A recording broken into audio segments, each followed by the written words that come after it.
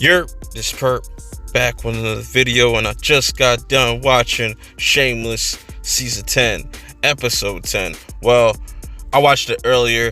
I had it put together, and I finally got down to just recording, and I feel good about this episode. I think this episode, was very strong, very solid.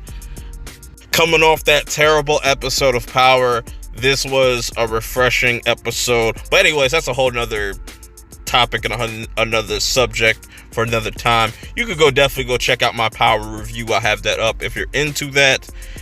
Follow me on Twitter at perpminder420. Subscribe. Trying to get to 1K. Once I get to 1K, you will not have to worry about me asking you ever again. It'd just be dope. And also hit that like button. So let's get right into this, and let's start with Kev and V. Now, Kev and V's storyline this season has been kind of weak. They've had some strong moments, but they hasn't really done anything with their characters for the most part. You have them in this pretty much trying to figure out their daughter's future and what they want to do with them going forward in kindergarten. They get accepted to this very fancy school, but they have to go through this auction, which turns out to be some real freak shit at the end of it. For Kevin V, they think they're meeting swingers when they just meet some people that they like to meet poor people or something like that. I don't know. This couple was very fucking weird. I don't know where they're going with that. Their story was cool in this episode. I didn't really have too much of an issue with it. It was better than last week's. But going to Carl, Carl's storyline has been kind of hit or miss. They were going for something interesting, I guess, but in this episode, this was probably his best episode this whole season.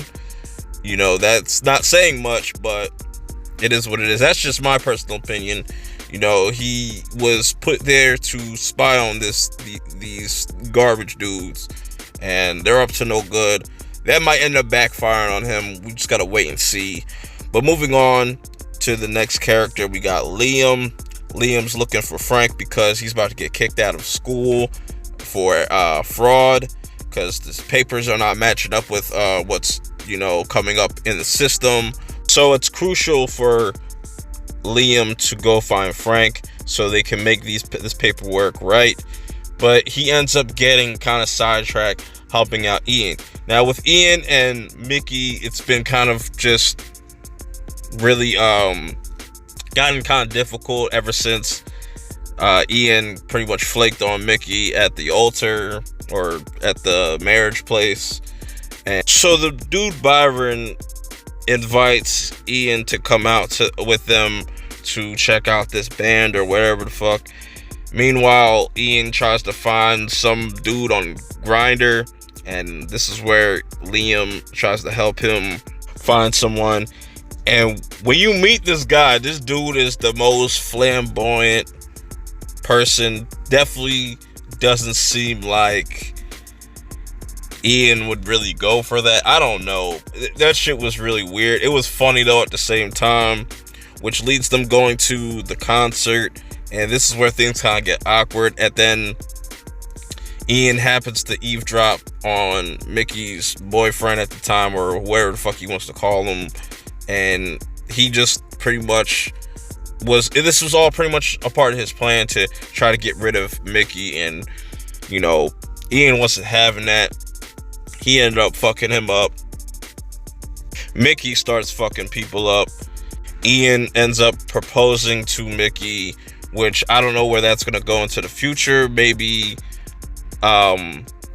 stay tuned to the end of the video. Probably have some predictions. So I forgot to mention last week that, Faye's whole plan was to make it look like Frank was selling drugs and selling pills and whatnot. So she threw him in the car all drugged up, threw all these pills in there. Fucking insane. This woman was insane, but Frank likes that shit. So then he gets locked up.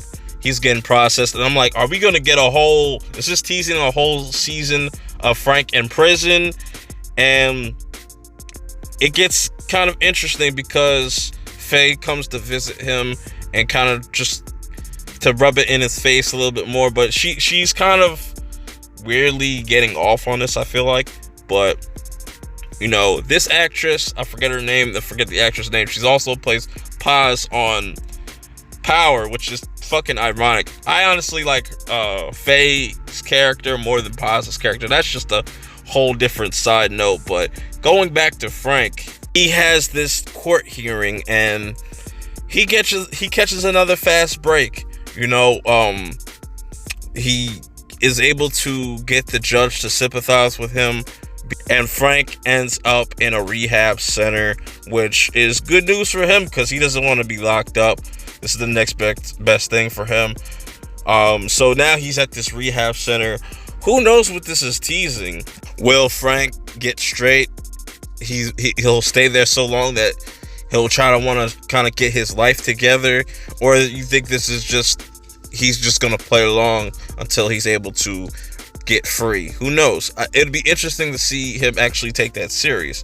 But moving on, let's go over to Debbie. And now Debbie, she is caught up in a love triangle between a mother and daughter.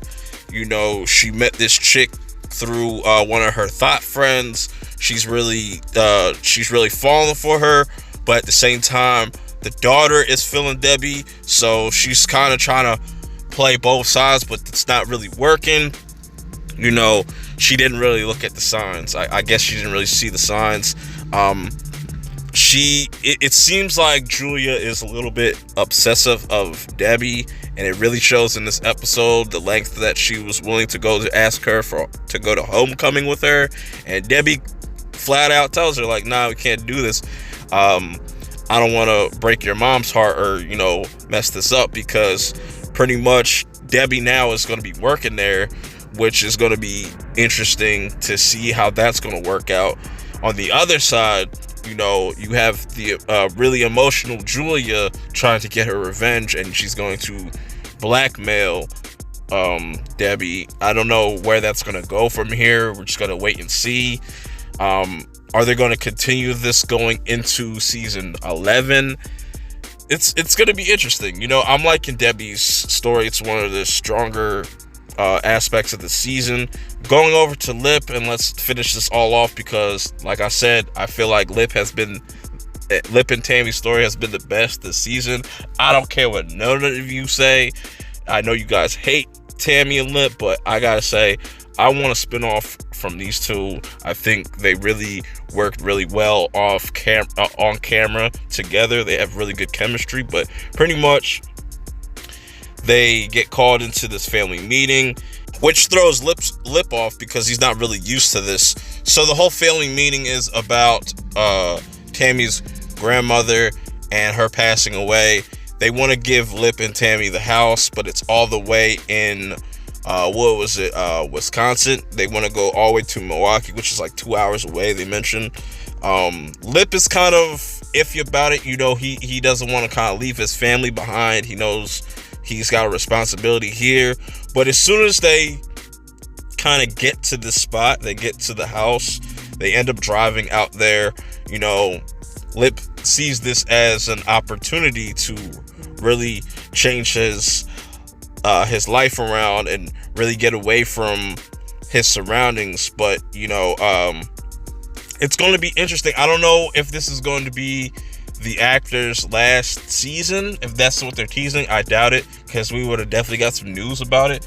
But you know, it's gonna be really cool to see their story going into season 11. If it's just gonna be like their separate lives, we get their perspective on what they're doing over there and how that's gonna affect Lip. It definitely is affecting Ian and the whole entire family, because Lip is like the last of the older siblings. You know, with Fiona gone, that was kind of a big hit, and now I think this is where Ian's gonna have to step in and take over, you know, being head of the house and stuff, him and Mickey. Really interesting stuff. I want to get y'all's thoughts on this episode as a whole. What do you guys think is going to happen with Debbie and Julia? Is the mom's going to end up finding out by the end of the season? How is she going to react?